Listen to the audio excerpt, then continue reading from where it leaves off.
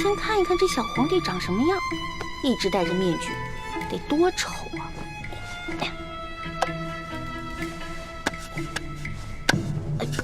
哎呦，我的天哪！皇上已经安歇了，小主该回去了。等一下。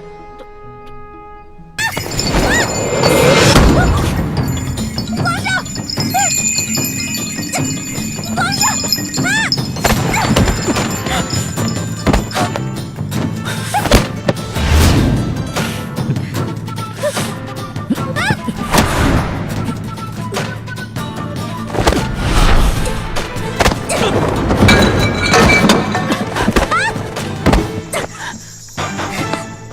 皇上，谁让你们进来的？启禀皇上，奴才见到殿内没了灯光，又有打斗之声，还以为来了刺客，所以赶紧进来护驾。刺客？什么刺客？哪有什么刺客？没有朕的旨意，谁也不许进来。这……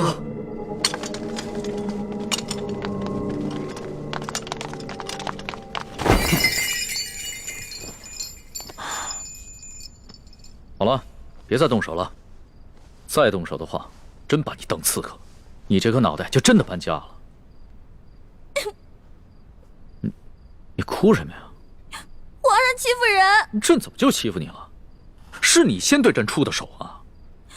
这还是第一次有人敢在朕的龙床上对朕大打出手，只怕也是古往今来第一个敢在龙床上对皇帝大打出手的女人吧？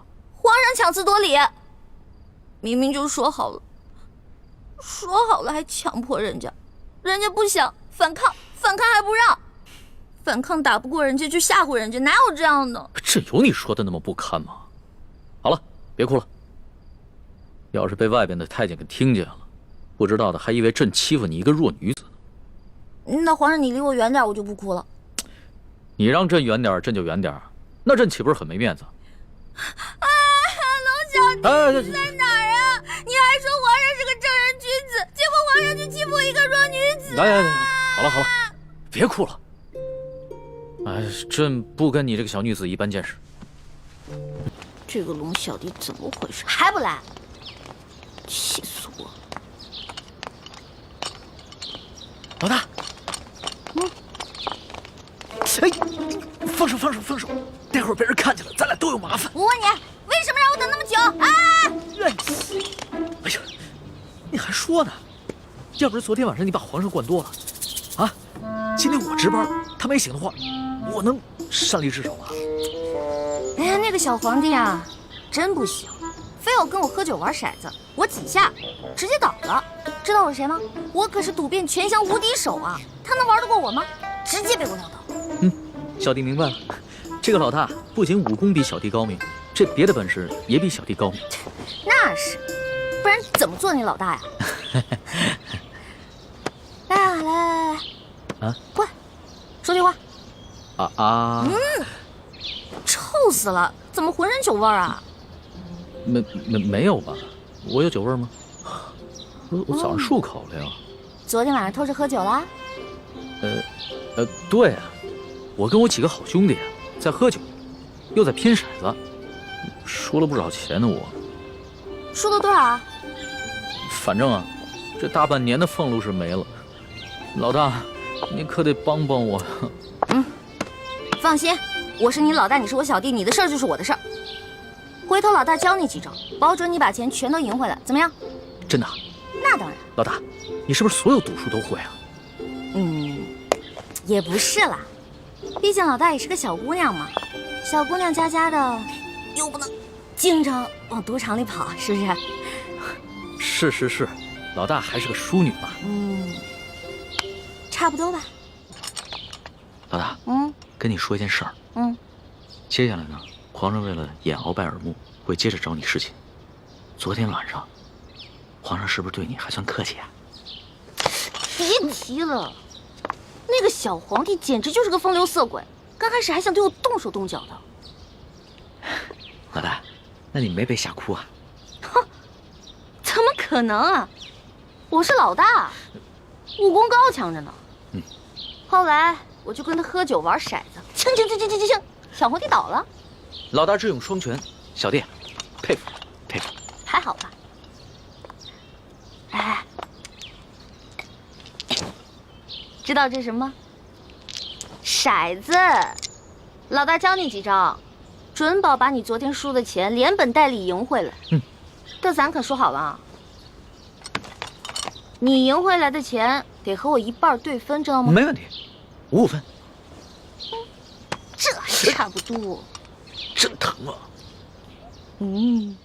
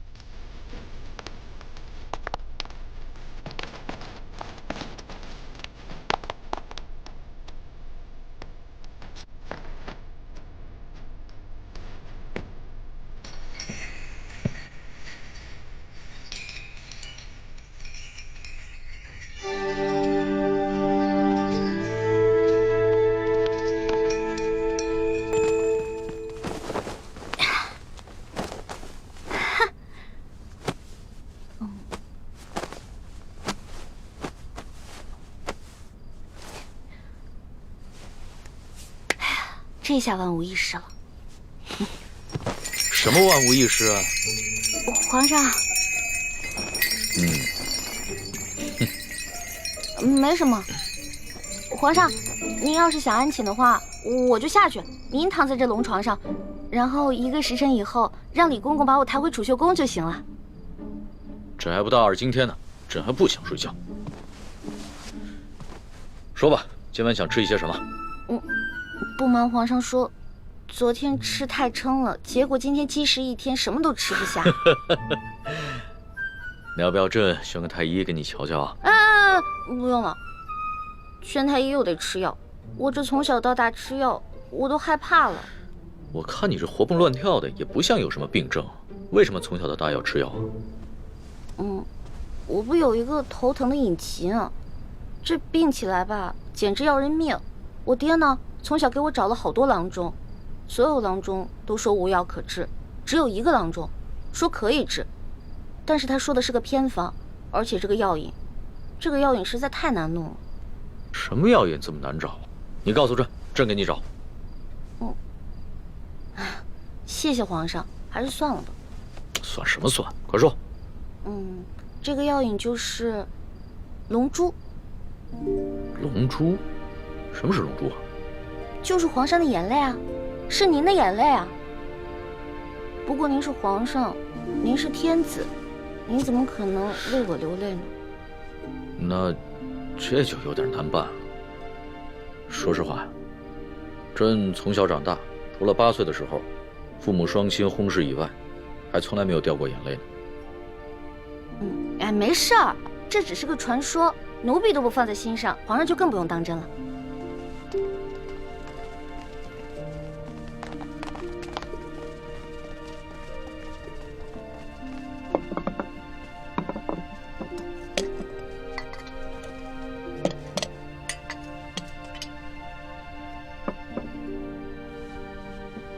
您这是干嘛呀？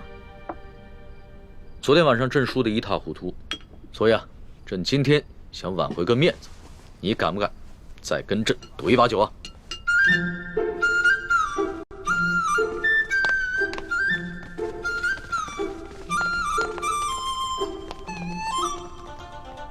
可以啊，不过到时候皇上输了可别赖账啊。你放心吧，朕虽然有色心啊，但是更有毒品。你又说了，来，喝。干嘛？朕都愿赌服输了，你还想赖账啊？有鬼！什么鬼？这好奇怪啊！皇上，你今天掷骰子的手法怎么变得高明起来了？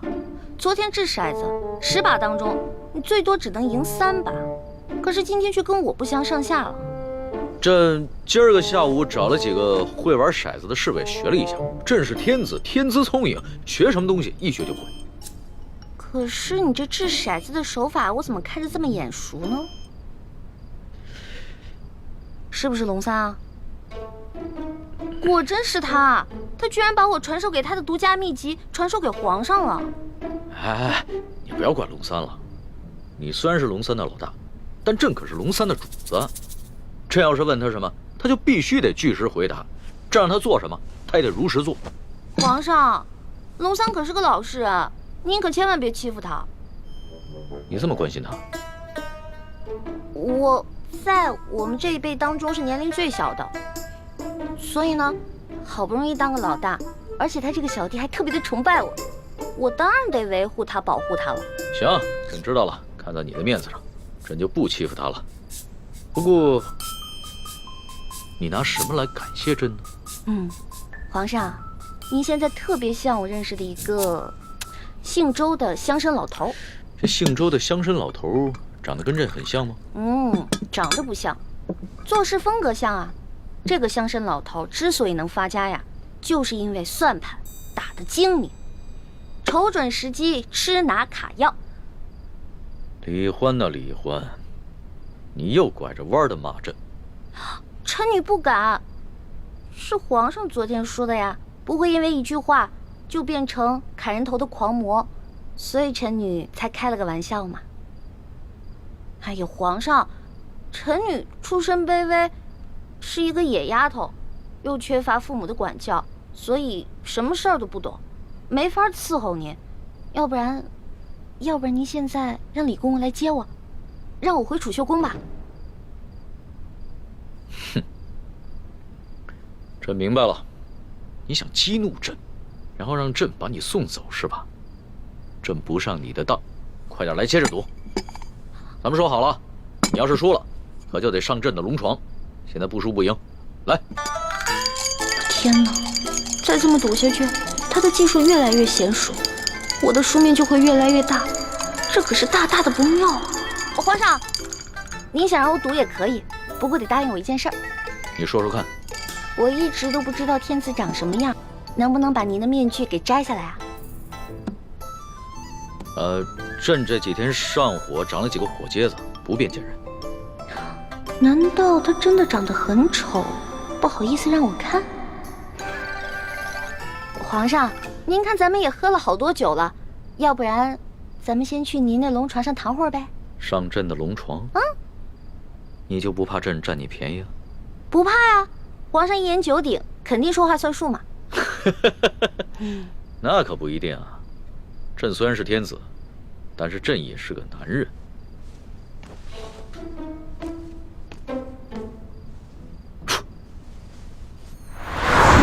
哎，你不是很怕黑吗？有皇上在，奴婢就不怕黑。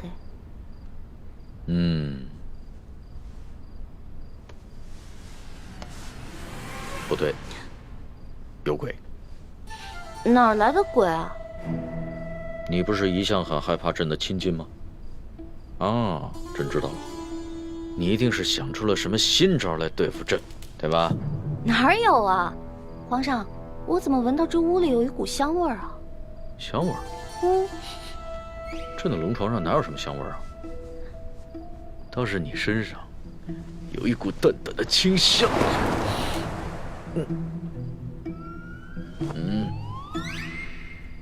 皇上，皇上，咸猪手，不对，咸龙爪。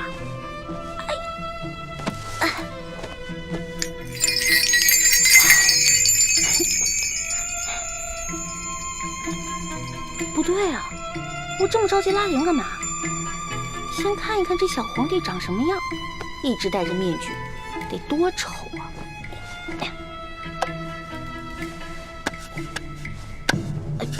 哎呦，我的天哪！皇上已经安歇了，小主该回去了。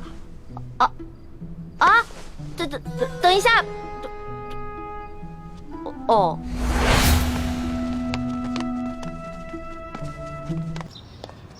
这个龙小弟又迟到，看我一会儿怎么教训你。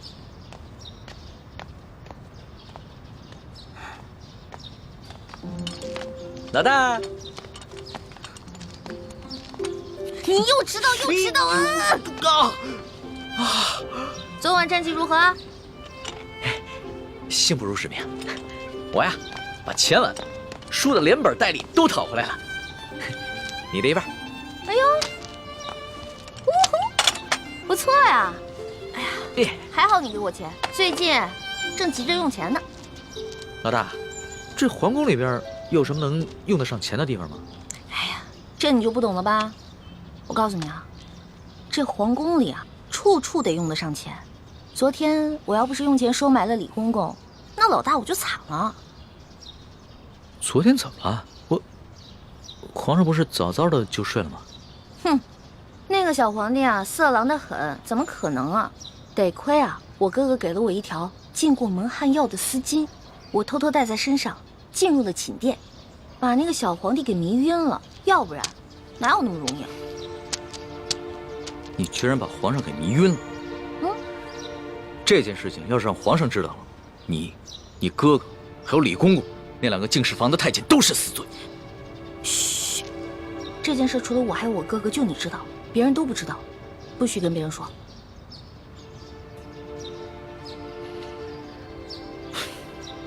老大，你不应该告诉我，陷我于两难。如果我跟皇上说了，那就是对你不义；如果不说，那就是对皇上不忠。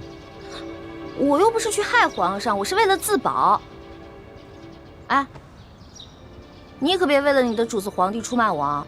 如果真是那样的话，那我可就跟你割袍断义了啊！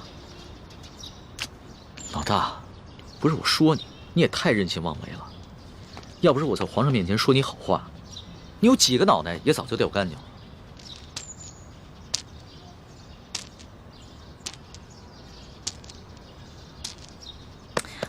好了，那我不也是一样吗？如果我不是为了你，我怎么可能听鳌拜的话要入宫呢？虽然我武功不高，但是我轻功可以，我可以逃跑吧？我不都还是为了你吗？行，就冲着老大对我这份情谊啊，我说什么也要在紫禁城里面保护你的安全。但是咱俩可说好了，你可不能做什么太过分的事情，尤其是不能伤害皇上，要不然的话，连我都保不住你，明白吗？放心吧，其实我这个人吧，挺怕死的。再说了，我怎么可能连累我的龙小弟呢？还是老大够意思。这脑袋长得真像鸡蛋。老大，这2个晚上和皇上相处下来，你觉得他怎么样？这小皇帝嘛，有点风流，有点色，但人还是不错的，对我吧也挺宽容的。最主要的是，他酒品跟毒品不错。我跟你说啊，看一个人，如果他的酒品跟毒品都好的话，基本上这个人也不会差到哪儿去。还从来没有人这么评价过皇上。要是皇上听到了，肯定会觉得很有趣儿。哎，我跟你说的可都是私房话，你可千万不能告诉别人。我知道，我们俩之间的小秘密。耶！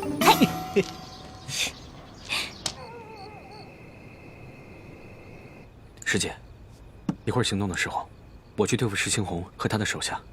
吴应奇看起来好像不会武功，就交给你了。交给我？对，擒贼先擒王。只要我们制服了吴应奇，逼他交出永历帝的遗物，就一定能找到1号金钥匙了。然后呢？杀了他。为什么要杀了他？他虽然是吴三桂的儿子，却也是个心地善良的谦谦君子啊。吴应奇必须死。他死了，1号金钥匙也不见了。吴三桂和朝廷之间必定会相互猜疑。可是，如果我们真的这么做的话，会不会太不择手段了？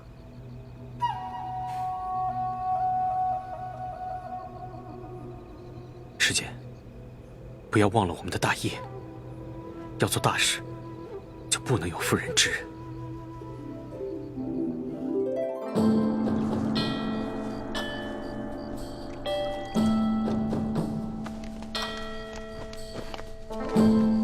哎，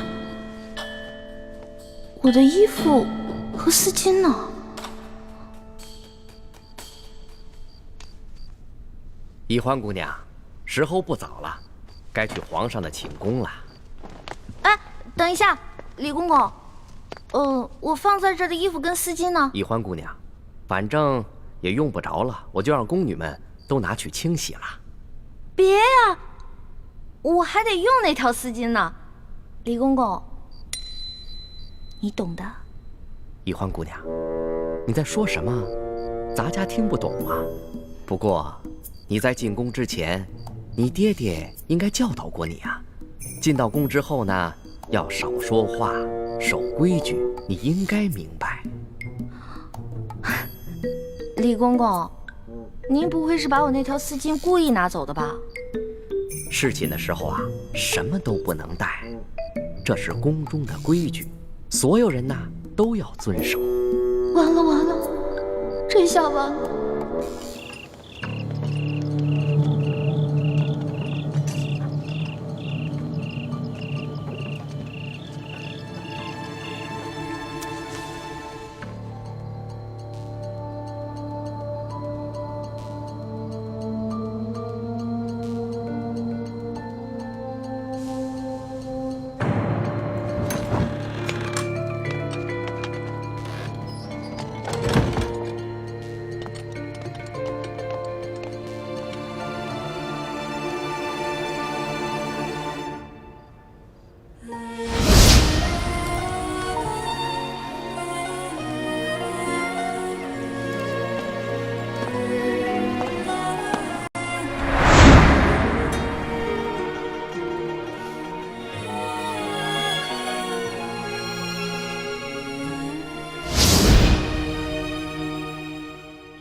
都给我精神着点儿，提高警惕，听见没有？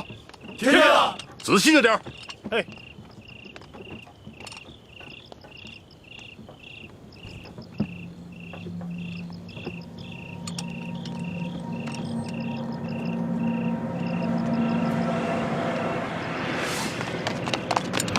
是不是？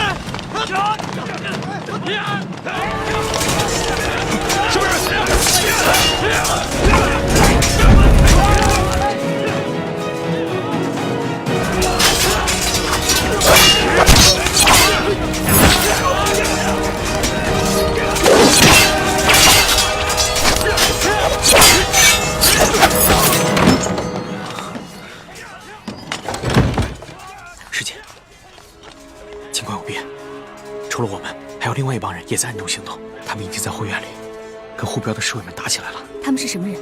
不清楚，不过他们和我们的目的不同。他们好像只是要劫镖。吴用奇的车队里，除了永历帝的遗物，还有很多送给京城权贵的礼物和云南特产，都是很值钱的东西。他们就应该是普通的江湖劫匪。如果他们只是劫财，那咱们可以不管。可就怕他们不分青红皂白的把永历帝的遗物也劫走了。是啊，眼下的情况，只能我们先出手帮他们推敌。好，你先去那边，我在这边想办法弄醒吴应奇，让他说出永历帝的遗物在哪个车上。好。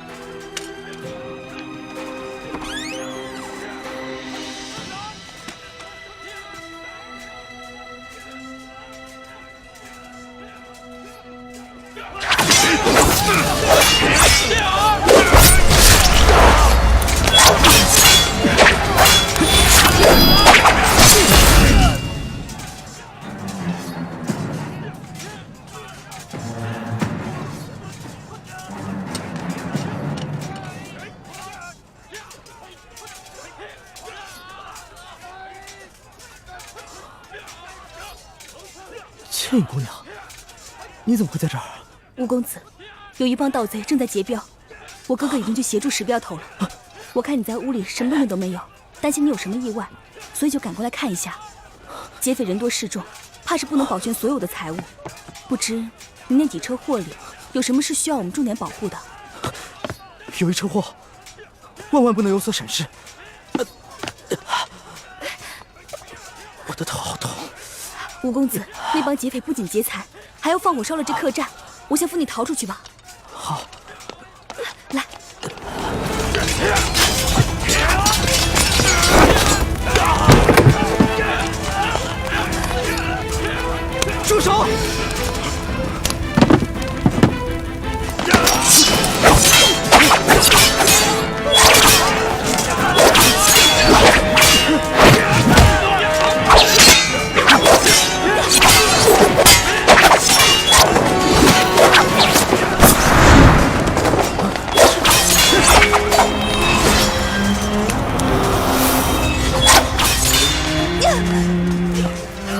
住手！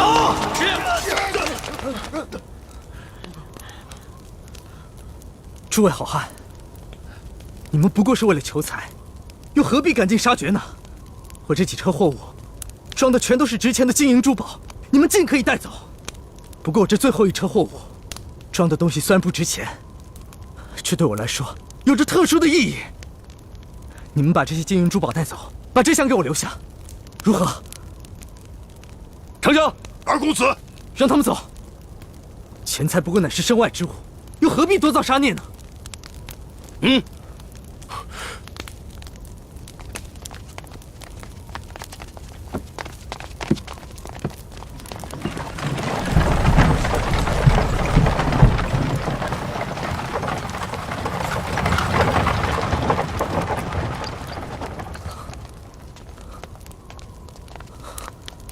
你没事吧？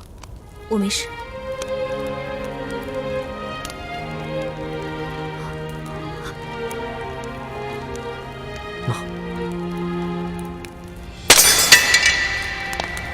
哎，姑娘，怎么办呢？今晚没了丝巾。哎呀，李公公这个家伙，肯定是识破了我的丝巾有迷药，怕他干洗。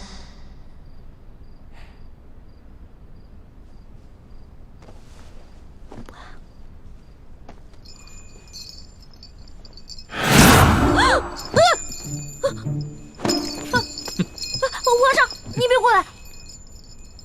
丫头，要是没前2个晚上你对朕的算计，那朕也就饶了你。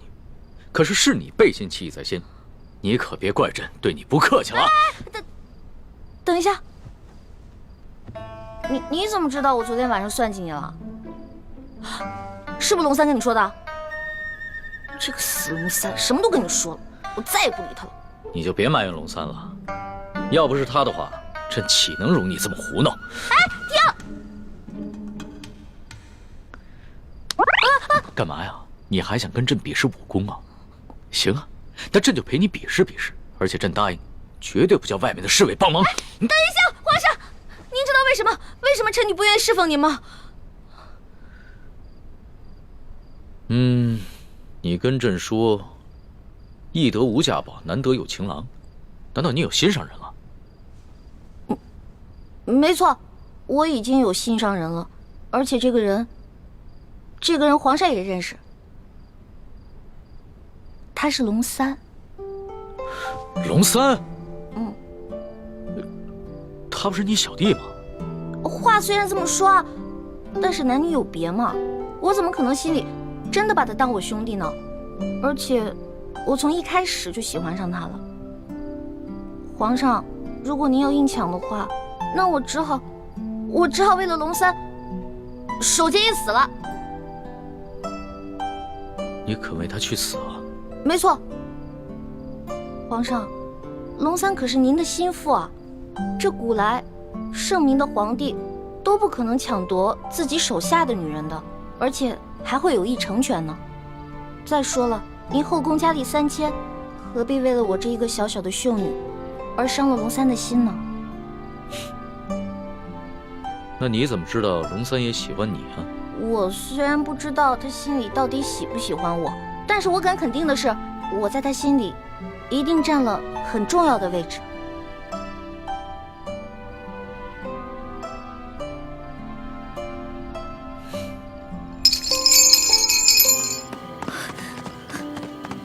叶姑娘，叶姑娘，你等等！吴公子，你别追了，这3更半夜，荒山野岭的，实在是不安全。我不怕，我担心你。姑娘，你本是行侠仗义的江湖儿女，武功高强，勇敢善良，可是内心却不该如此的脆弱。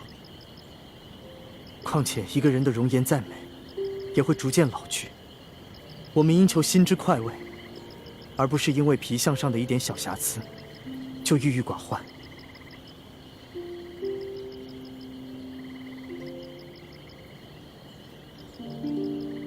姑娘若是不嫌弃，就用我这手帕稍微遮一下吧。多谢公子。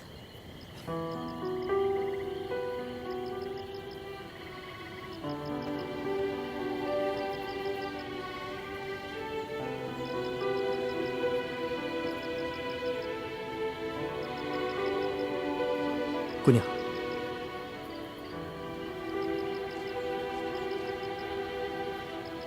其实你只是一侧的脸颊有一点小小的伤疤，可是你的五官以及轮廓却是那么的精致，你根本不必在意的。多谢公子温言开解，只是你不明白，我最在意的并不是这脸上的伤痕，而是……我明白了，其实你真正的伤痕源自你的心里。姑娘，你如果相信我的话，不妨对我直言相告，我愿与你一同分担。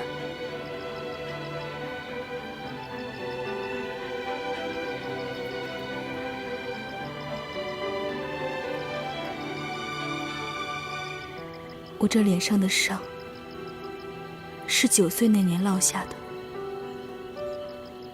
那天，我妹妹缠着我，非要我陪她到山上玩。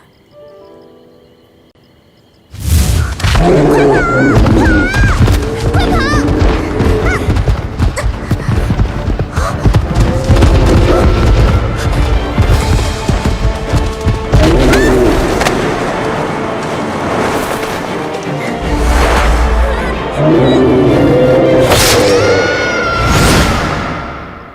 我能明白你的感受，在那么危急的情况下，你的爹爹没有先救你，而是救你的妹妹。这说明在你爹爹心中，爱你妹妹比较多，这不公平。最重要的是，这不是我的亲妹妹，而是我爹爹收养的。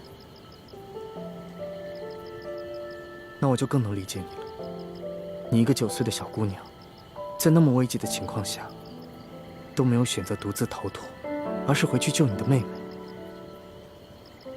这足见你的勇气，也足以见得你多么爱你的妹妹，哪怕她不是你爹娘亲生的。你所耿耿于怀的，不是你脸上的伤疤，而是你在那一刻才知道，原来在你爹爹心中，你妹妹的位置竟然比你这个亲生女儿还重要。这个打击实在是太大了。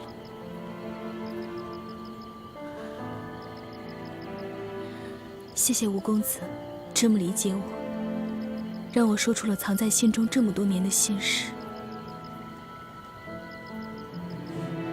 其实我平时就不敢想，一想我就会恨自己。你居然会嫉妒你妹妹，你不是应该为妹妹的平安而感到高兴吗？你为什么要如此的心胸狭隘？这不是心胸狭隘，而是人之常情。我相信除了圣人，每一个人处在你的位置，都会感到难过，感到悲伤。我也一样。谢谢公子理解。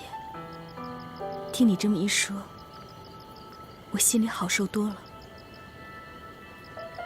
其实，我爹爹是一代名医，他有个秘方，能配出冰肌血肤膏，治好我脸上的疤痕。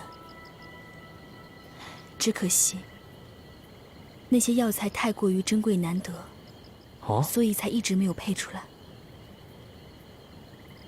都需要哪些药材？你能不能告诉我？说不定我可以帮到你。公子能找到那些珍稀的药材？实不相瞒，我乃是平西王府的2公子。哎，我们平西王府的药库啊，比之皇宫里的药库也相差无几。原来公子是平西王府的小王爷啊！公子身份显贵，我只是跟着兄长浪迹江湖的贱民，和公子地位悬殊，还妄想和您做朋友，实在是高攀了。你这是什么话呀？你难道忘了，我们昨日在雨中一起营救产妇，而今晚又一起抵御劫匪，共历生死，这是何等的情谊啊！你如果再提什么身份贵贱，那岂不是俗气了吗？想不到，小王爷也是性情中人。倩影姑娘，你如果真的拿我当朋友啊，就不要再叫我什么小王爷了。何况我也是庶出，也没有资格继承我父王的爵位。我看干脆啊，以后我们就直呼其名，好不好？那以后我就称你二公子。哎呀，快点！石镖头，二公子，你可算回来了。我刚才腿受伤了，根本就追不上你们。叶少侠也找你们去了。我没什么事，刚才不过是陪倩影姑娘在外面散了散心。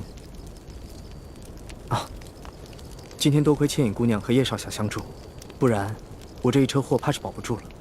公子不必多礼，我们既然有缘同行，就是朋友，互相帮助也是应该的。不知那车货装的是什么，竟然比那些财宝还珍贵。你问这个干什么？我只是出于好奇，如果不方便回答，就当我没问。嗨，也没什么不能说的。这车货物啊，是我奉旨押送的前明永历帝遗物。二公子，石镖头，事到如今，如果再遮遮掩掩的话，那岂不是太不够朋友了吗？本来啊，我父王打算派200精兵护送我前往的，但是我嫌因此会惊扰沿途的百姓，所以便伪装成运镖的，低调行事。可是没想到，还是碰到了劫匪。事到如今，我也不敢再贸然前行了。就快进入山西境内了，我也只能派人通知山西总兵舒介，让他派人护送我进京。公子体恤百姓，实在是令人感动。不过，就算是今晚出了意外，刚才那些劫匪也只是看中了财物，如今剩下这一车，在常人眼里看来，并不值钱的东西反而安全了，又何必再惊动当地的官府呢？倩影姑娘说的也有道理。公子，万万不可呀！这车货虽然不值钱，但毕竟是朝廷下的明旨所要，就一定有它特殊的用意。万一再出了意外，不仅卑职性命难保，只怕还会连累到公子，甚至王爷。所以，万万不可再大意，还是尽快通知舒总兵前来护送的好。好吧，就按你说的办吧。这帮劫匪个个武功高强，不像是乌合之众，倒和我们一样，像是经过特殊训练的。我虽然之前练功走火入魔受了内伤，但对付几个劫匪不应该如此吃力，而且他们的身份很是蹊跷。但他们却只是劫财，对吴应奇押送的永历帝遗物却一无所知。石青红已经连夜派人去通知山西总兵舒介，恐怕过不了几日，就会有大批的人马前来护送。到时候，你我再想下手，恐怕就难了。那你的意思是？先下手为强，趁着天色还没亮，石青红又受了伤，杀了吴应奇，拿到金钥匙，这样就可以挑起朝廷和吴三桂的内斗。这，叶师弟，你这内伤还没好，而我也不想滥杀无辜。哎，不如我们换一个办法。那你有什么好办法？这吴应奇是个文弱书生，毫无江湖经验。今夜，我们帮他击退劫匪，他已把你我当成朋友。我想继续接近他，从他口中套出金钥匙的消息，悄无声息的把金钥匙拿走。这样也好。只要我们拿到了1号金钥匙，朝廷一定会以为吴三桂故意引你不交。如果朝廷能把吴应奇留在京城，甚至再杀了他，那比我们暗杀他的效果要好上很多。不过，吴应奇虽然看起来是个文弱书生，恐怕很难对付。你有把握套出他的话吗？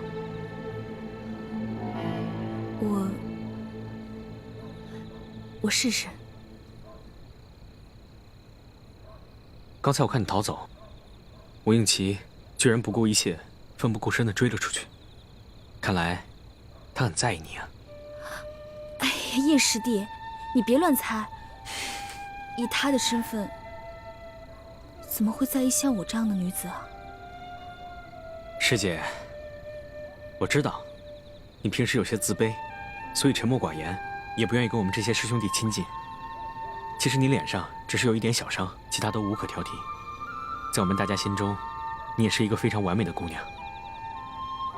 我看得出来，吴英奇对你很有好感。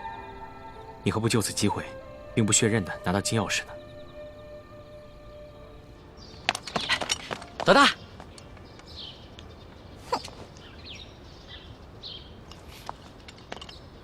老大，老大，你干嘛不理我呀？为什么要理你啊？我们明明说好了，不许把我们之间的秘密告诉那个色狼小皇帝，你为什么要告诉他呀？老大，我冤枉啊！我这也是为了你好。你以为你前天晚上用丝巾迷晕皇上，皇上他没有起疑心吗？你昨晚上要是故技重施的话，皇上发现了，你这小命就难保了。所以啊，我才去找李公公，让他把你的丝巾给收了去，还在皇上面前替你百般求情。没想到你反过来还怨我，狗咬吕洞宾，不识好人心。你说的真的假的呀？那当然是真的，我们俩是拜把子兄弟，我会骗你吗？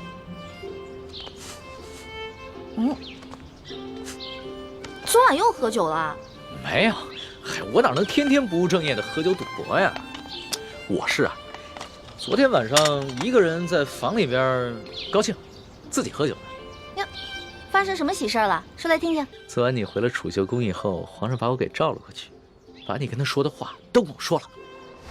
我从一开始就喜欢上他了。皇上，如果您要硬抢的话，那我只好为了龙三守节一死了。所以，老大，你跟皇上说的都是真的，对吧？我是怕皇上假戏真做，所以我才骗了他。龙小弟，你千万别误会啊！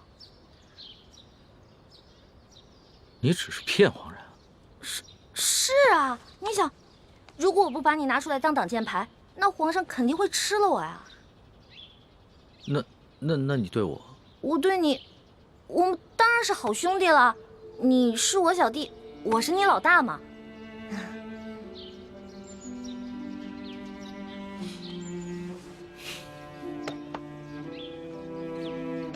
怎么了？你生气了？不是生气，也许你就是情窦未开，说了你也不懂，或者是你根本就是在装傻，所以不论我怎么说，你都会装着不懂。我们两个不是一直挺好的吗？我们俩是兄弟，这样相处，不是也一直挺好的吗？那是以前，那是我还以为你是个男人的时候。可你现在呢，就是一个明艳动人、活泼可爱的女子，我怎么把你当成同性兄弟看待啊？龙小弟，我忘了告诉你了，我其实从小就许配给人家了。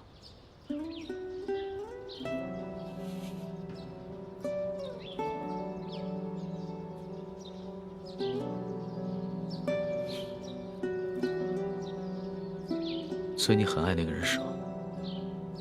为了他，你连皇上的临幸也不要，对我更是不屑一顾。也不是啦，我们两个从小就定下来的亲事，我跟他从小青梅竹马，他呢对我特别好，我也挺喜欢他的，但是我不知道我对他的喜欢是不是你们说的那种男女之情。我看得出来，你现在说的是真的。那是不是不论如何，不管你待他的情感怎么样，你最终都会嫁给他？我的未婚夫曾经很富有，很有权势，但是后来他们家衰落了，他一心想着要成家立业，先成家再成亲，所以我得一直等着他。我不能嫁给别人。好吧，我明白了。但是皇上信以为真了，他跟我说了，为了照顾我的感受，从今天晚上开始，不会再找你侍寝了。真的？哎呦，龙小弟太好了！多亏了有龙小弟，要不然都没有人在这宫里罩着我了。所以在你心里，对我这个龙小弟的印象，至少比皇上好了很多，是吗？那当然了，咱们两个属于一见如故。这要是皇上跟我拜把子呀，我才不跟他拜呢。皇上怎么可能跟你拜把子呢？皇上他是一国之君，不可能跟你拜把子的，更不会有福同享，有难同当。也是，其实皇上挺可怜的。你说皇上可怜？对啊，我还是第一次听见有人这么说。他是皇上，一国之君，可是呢，没有人会把他当成真心的朋友的，也没有一个女孩会真心的喜欢他。但是你不一样啊，你虽然不是皇上，可是你身边一定会有很多真心的朋友，也会有很多女孩真心喜欢你的。也许是吧。倩影姑娘，要不还是我和你哥哥骑马，你坐我的马车吧。哦，吴公子，还是我骑马，你坐车吧。这是什么话呀？哪有让女孩辛苦骑马，而我坐马车的道理呢？妹妹，吴公子的一番好意，你就不要推辞了。请，来，我扶你。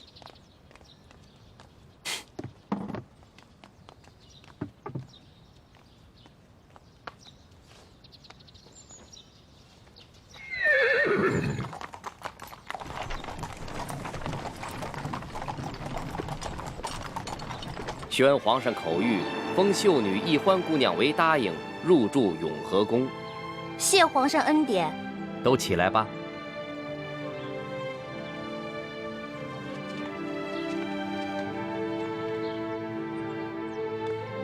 哟，易欢，你这一连侍寝3日，我们还以为皇上多宠爱你呢，没想到就封了个品阶最小的答应。答应就答应吧，反正对我来说都一样。易欢姑娘，您也不必失意。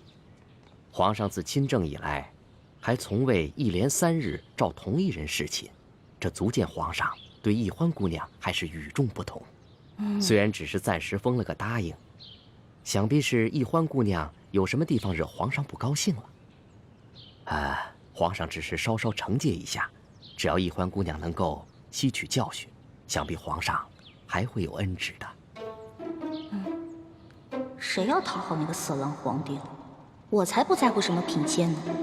永和宫是雪姐姐的住处，小皇帝阴差阳错的把我安排在了永和宫，比让我当皇后独居中宫都好。易欢姑娘，永和宫的住处已经收拾妥当了，随奴才前去吧。有劳李公公。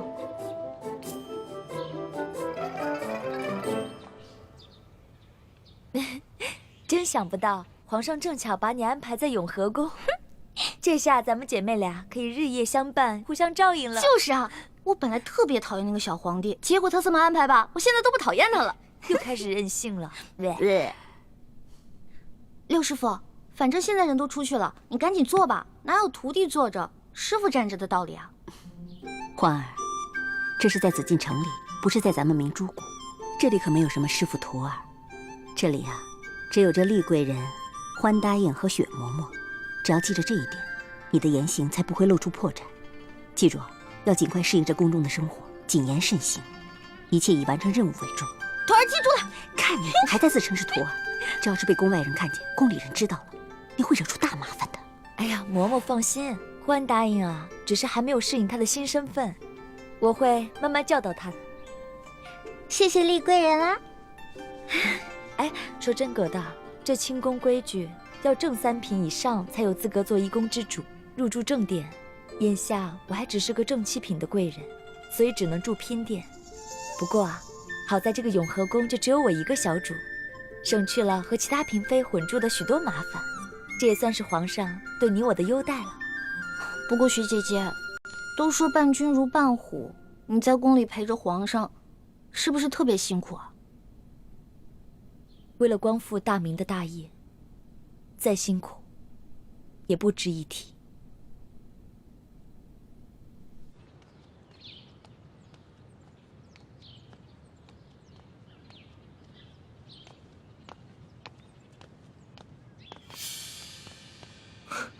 李公公，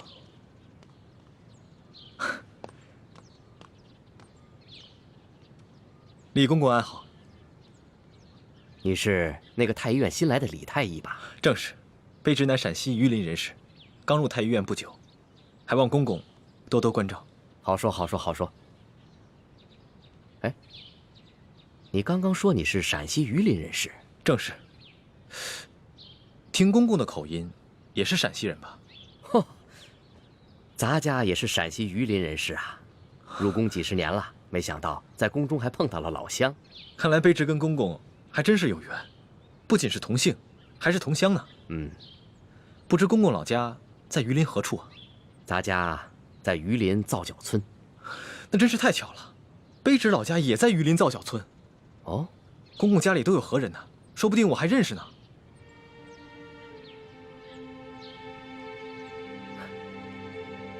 不可能，不可能，不可能，不可能！咱家进宫已经30多年了，那个时候家乡闹兵祸，我的家人都被张献忠的部下给杀死了。卑职不小心触及了公公的伤心事，实在是抱歉。无妨无妨。李太医，你是咱家在这宫中遇到的第一个同乡，又都姓李，这说起来，咱们500年前还是一家人呢。你放心吧，咱家日后一定会多多照应你的。多谢公公。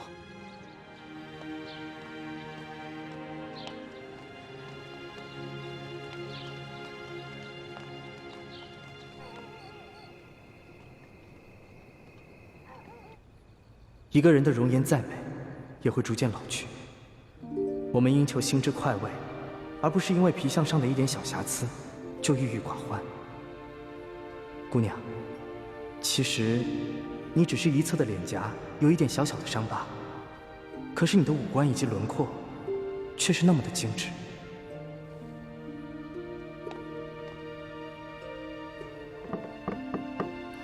谁？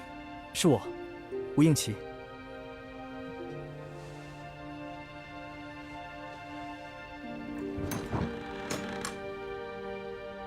倩影姑娘，这么晚了，没打扰你休息吧？哦，请进来坐。啊，我就不进去坐了，以免被好事之徒看到，有碍姑娘清誉。哎，对了，我看昨日你的行李被劫匪烧毁了，这是我为你准备的一些衣衫服饰，不知姑娘可否喜欢？多谢公子。那时候不早了，我就先告辞了。哎，等一下，公子，你的腿怎么了？说来也惭愧，许久不骑马了，蹭破一点皮儿，不碍事的。啊，那明天你乘车，我骑马吧。那怎么行？姑娘的肌肤肯定比我的更娇嫩，哪有让姑娘骑马的道理啊？那明天我们一起乘车。公子的腿伤，等好了之后再骑马也不迟啊。这恐怕不太方便吧？有什么不方便的？公子，你不是说过吗？你我是朋友，如果再在乎那些身份贵贱，就未免太俗气了。那同理，只要我们心无邪念，又何必在乎男女之别和他人的口舌呢？姑娘倒真是洒脱，倒是我太拘泥于礼法了。那就先这样，我告辞了。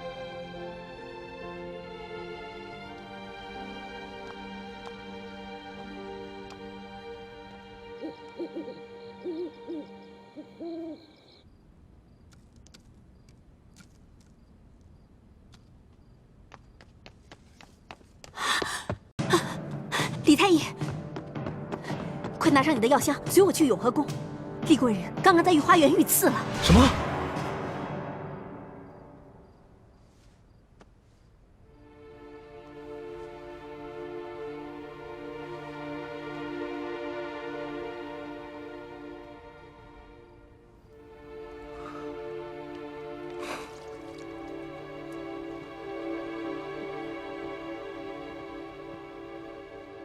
还好没有伤及要害，他的伤我已经处理过了，只是因为失血过多，暂时还昏迷不醒。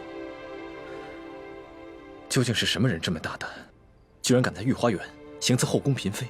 今夜，皇上召见厉贵人去御书房下棋，下至半夜才让他回来。厉贵人在回永和宫的路上，看见月色明亮，一时兴起就去了御花园赏月。不料，师父，我已经找机会把东西12宫都搜遍了，没有发现铜匣。这皇宫这么大，咱们这么找，等于是大海捞针。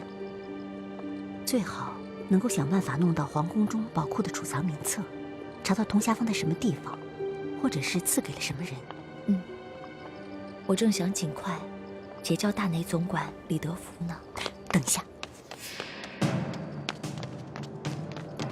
好像有人在跟踪咱们。好像是2个男人，而且他们的呼吸很重，应该武功不高，但是他们的行踪诡异，只怕不怀好意。当时为了不暴露身份，我们既不能施展轻功，也不能反抗，而只能借着巧劲儿避开要害部位。但他们的目标似乎只针对厉贵人。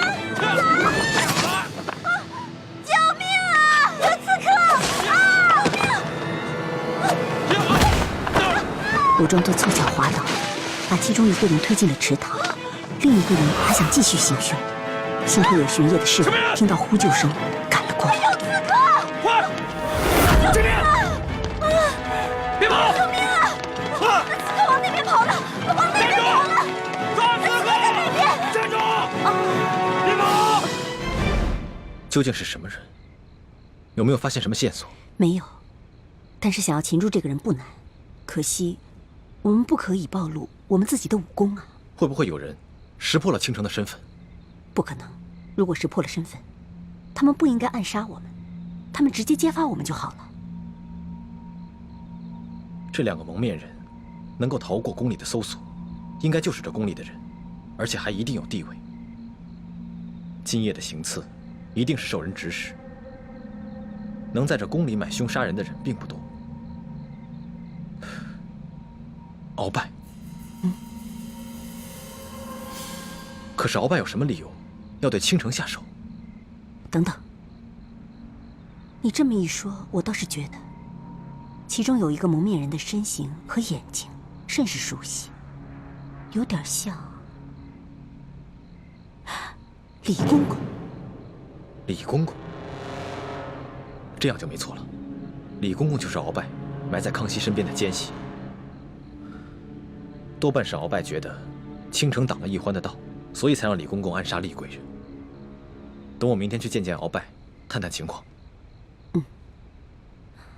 大师兄，倾城，你醒了。大师兄，估计还没有醒呢，他只是在说梦话。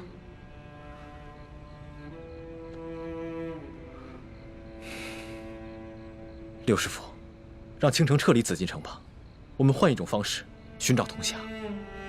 不行，倾城入宫以来，他已经成功的得到皇上的宠爱，他现在又很用心的结交内奸，我相信我们很快就能拿到皇宫宝库的储物名册，查到铜匣的下落。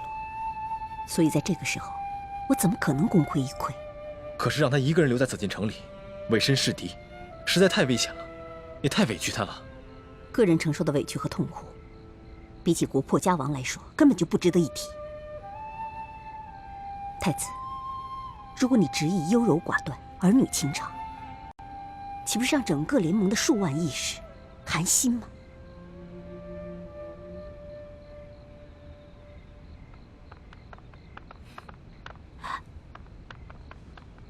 厉贵人的伤势已经处理好了，李太医辛苦了。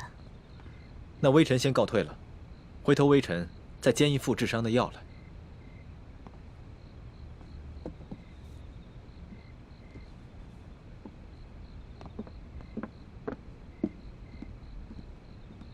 李太医慢走。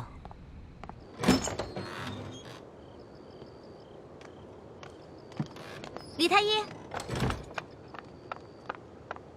欢大爷，李太医，我随你去太医院给厉贵人取药吧。有劳欢大爷。